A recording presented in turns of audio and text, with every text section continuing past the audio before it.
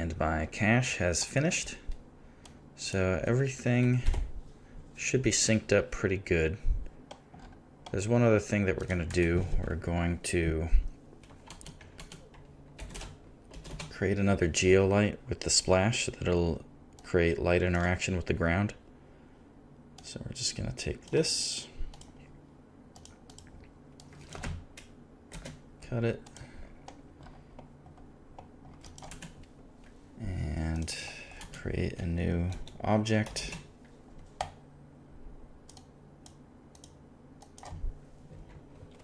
Splash geo light.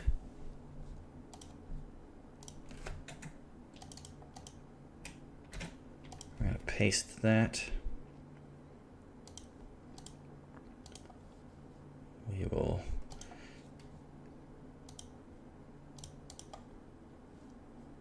create that geolight splash light. And then we'll make the color something in the middle of yellow and purple. I guess a pinkish color. That'll do. Okay, so now that we have that, I want to set up a ROP.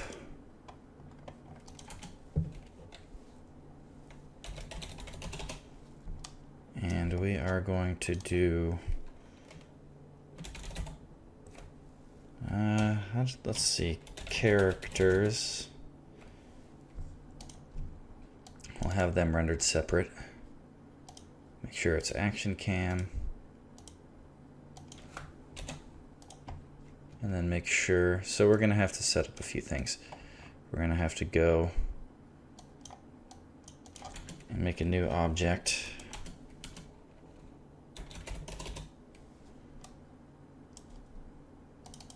And we'll do characters. I'll just stick this down here. Characters, and I don't really feel like doing much more than importing them. So what I can do here is just do a null. This has all of our, it has hero, his staff, villain, and his wand all merged together and with the correct transform. So we're just going to take from here. So we'll do out characters.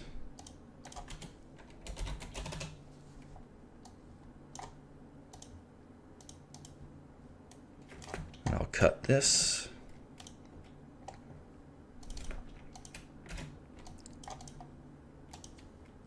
And then we're going to do the same thing with the environment.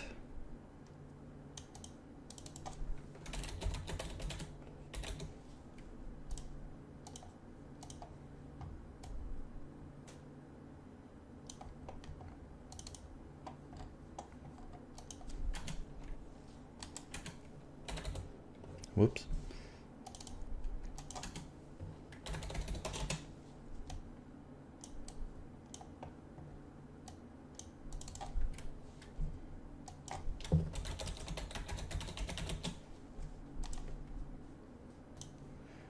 There's another bit of geo that I haven't been using, but I will want it for the render, so I'm just going to copy and paste these. I'm going to do a merge. And then here I'm just going to go in and get, there's a background mountain alembic, so just going to use that.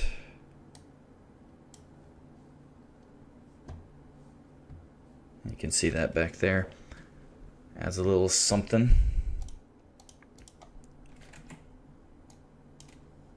Yeah, that'll be cool. All right. So what I'm gonna do now is I will import this.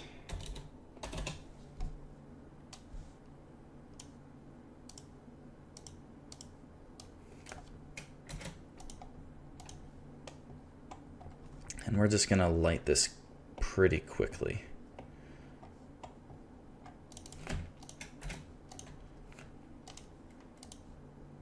since I'm only really interested in the effect, we're not going to go too crazy with the character stuff, but for the overall final render, we do want to have something pretty cool to look at.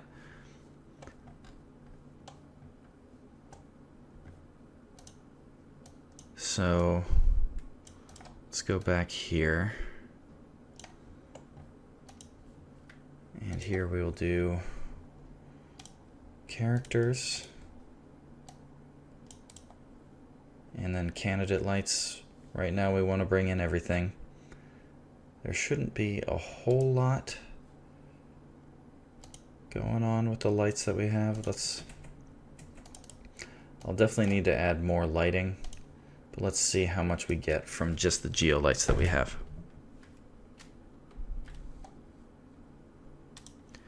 So we actually get a lot from that. There's a lot of interaction from these characters, or from the beams that these characters are shooting out. So I don't really think we need to do a whole lot more. We'll add an environment light, and that will fill the scene.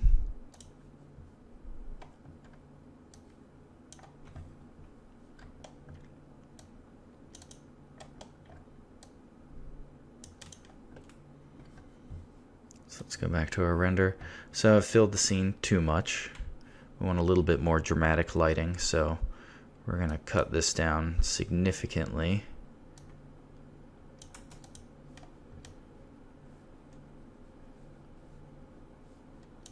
Yeah, I think that's looking pretty good. And then I guess I'll try to give them a little bit of backlighting. So I'm going to go back into the scene. I'm going to swing around. And then I'll give something like this. So I'm going to hit Control, click on the area light, and then that'll build my light for me. And then let's see what this looks like.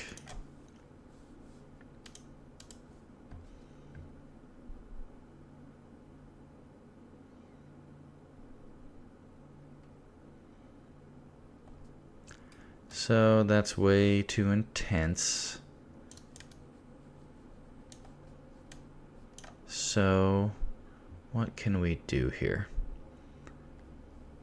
Also, this is affecting the environment. The environment shouldn't be in our scene right now. I have characters. What am I doing wrong here?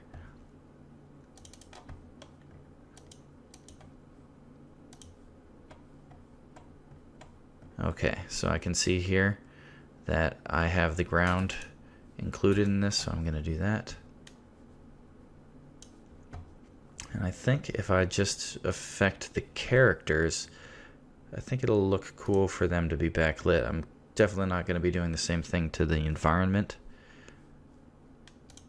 but I'm going to take a bit of artistic license, so I'm going to put my view back on the area light. I'm going to lock my controls to it, and let's just do something like this. I'll increase the exposure to something like 12.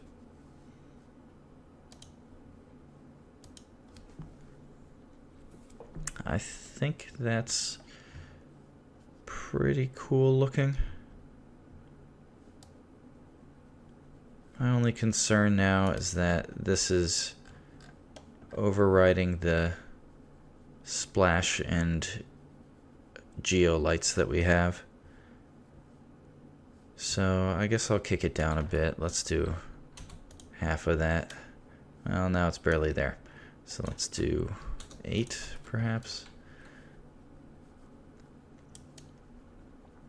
Yeah, something like that. And so these are lighting the smoke that I have. I don't want to go too crazy with it. I also don't want to use takes at the moment, so I think I'm just going to kick these up overall across the board and see what this gets us. So let's do an exposure of 5 to see that. I think that's going to work. I'm going to do this here as well. Same with splash. I'm gonna make this 4.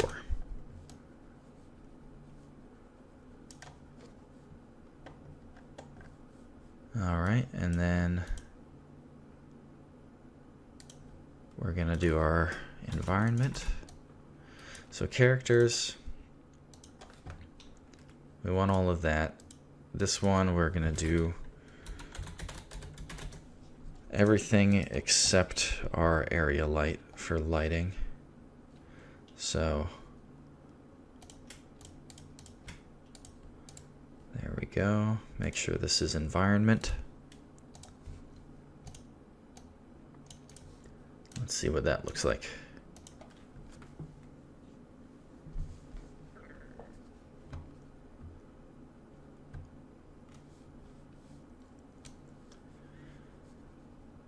Yeah, that's gonna look really cool.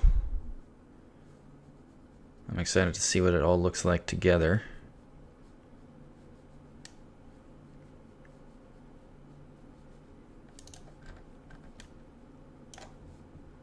And might as well just create. So we have the beams. I'm just gonna make this beams for now. And then I'm gonna copy it. And then I do this a lot where I'll just create a test that brings in all of my elements.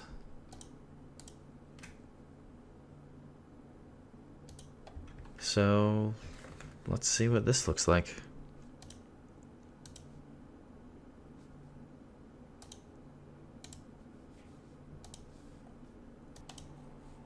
Okay, so I'm going to stop the render here, but this gives us a pretty good idea of what this is going to look like. And I'm glad that I created this test because it made me realize that there's a few things that we need in these other layers that aren't there yet. So for example, the environment, we do need some other objects that will allow us to manipulate the light, because we have light coming from these things in the splash, and we can see that this is casting some shadow, and we wouldn't have that unless we went into Force Phantom and brought in some things. So we're gonna need to bring in, let's see, we need the shockwave, and we're gonna bring in the characters for any sort of shadows they might cast, and I think that should be about it. The beams shouldn't be occluding anything because they're the sources of light, so I wouldn't really expect them to cast any shadow. So we'll just do shockwave and characters. And we're gonna do the shockwave as well for the characters, because the shockwave will cover up the light being emitted from them that's being cast on to their bodies. So it'll just add a little bit of interactivity. And that should be that. So I rendered another frame down the frame range just to see how it was looking, and it seems like it's looking good. So now we're going to have to go in and split these beams up, and then I also quickly changed it so that the force mat here has the environment, so the environment is holding the characters out. So when we actually place this image on top of the background render, it'll look integrated. So we have a lot of things in this beam mantra, so we're gonna have to make a new one. Actually, we'll just copy this one. And just to remember, up here we have the start and end different. We have it starting at 1044, and this works out fine because the beams don't start till 1044. So all of these are going to start, so we don't have to render black frames. So we'll start with the hero beam. So I'm just going to delete all this stuff. And we can keep the lights the same for all of these. So force object, hero we need, hero mist, hero beam, oh yeah, and then hero secondary. And then we also need to make sure, okay, so we have motion blur on, that's good. I'll up the pixel samples to 8.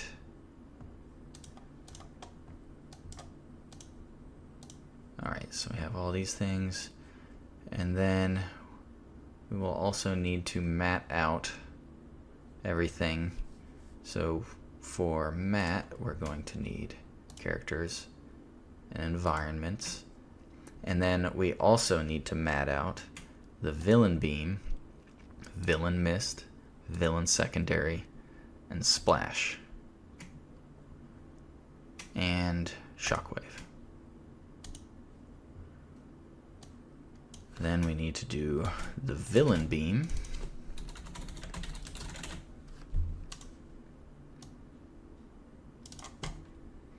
so here we're going to go and do villain beam, villain mist, villain secondary,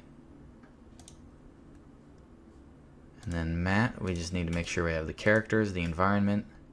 Then we need to get rid of the hero beam, hero mist, hero secondary, shockwave. Then we need that splash, which I made this here. I'm just gonna delete this. I'm gonna make a brand new one. So splash.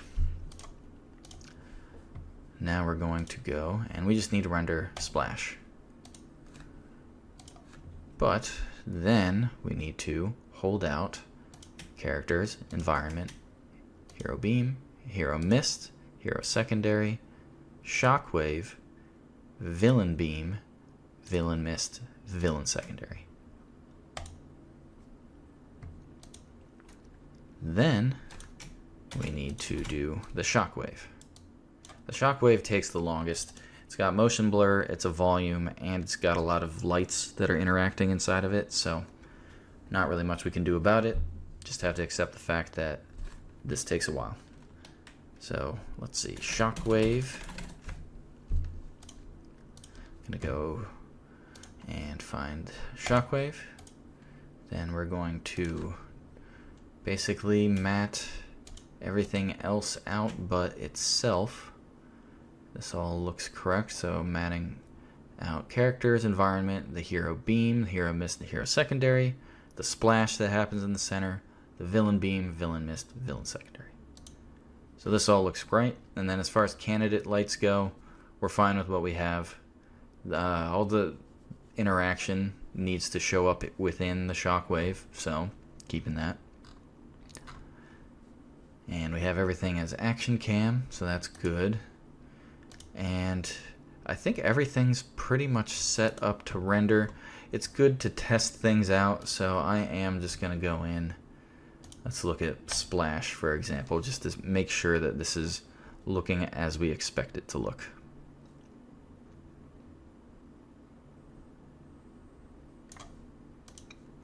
Okay, so didn't render the whole thing, but this is exactly how I expect it to look. Let's just look at, we'll look at the hero beam.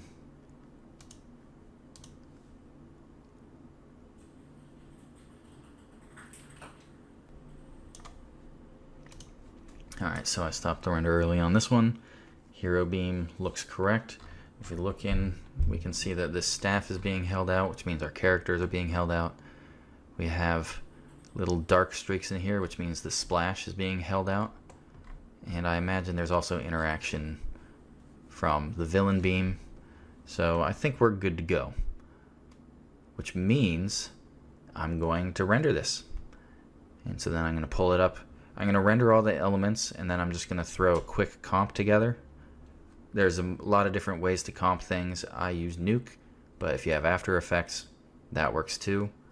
So I'm going to render the elements. We're going to look at some A over Bs and just see what happens. Fingers crossed. So I'm going to go to the action cam. Going to make sure this is at 1080. And now I'm going to go spend some time rendering. So we'll check back in a little bit and see how it looks.